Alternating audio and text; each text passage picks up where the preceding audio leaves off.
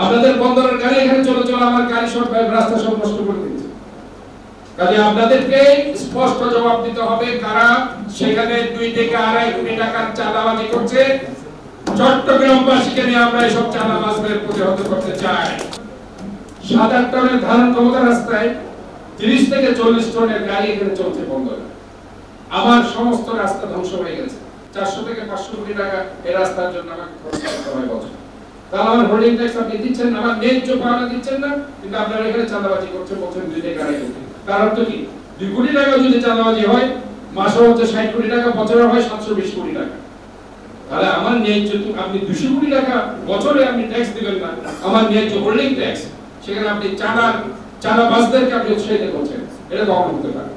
আমরা আপনি সুনির্দিষ্টভাবে ওই চাঁদাবাজি কারা করছে তাদের নাম আপনি বলবেন। অন্ততপক্ষে চট্টগ্রাম সিটি কর্পোরেশনের মেয়র হিসেবে আমি সেখানে গিয়ে ওই চাঁদাবাজদের প্রতিহত করব ইনশাআল্লাহ।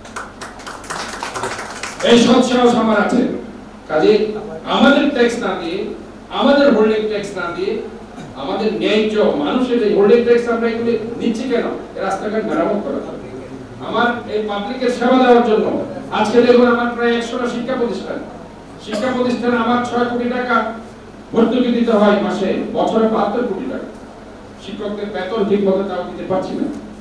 সেখানে আপনি বলছেন 2 থেকে 2.5 কোটি টাকা চাঁদা। তাহলে এই চাঁদাবাজ কারা আপনাকে চিহ্নিত করতে হবে।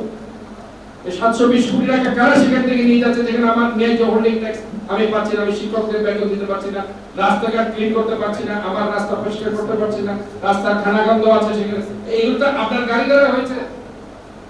আপনাদের বন্দরের গাড়ি এখানে চলে চলে আমার গাড়ি সব রাস্তা সব নষ্ট করে দিচ্ছে। কাজে আপনাদেরকে স্পষ্ট জবাব দিতে হবে কারা সেখানে 2 থেকে 2.5 কোটি টাকার চাঁদাবাজি করছে। চট্টগ্রামবাসীকে নিয়ে আমরা এসব চাঁদাবাজদের প্রতিহত করতে চাই।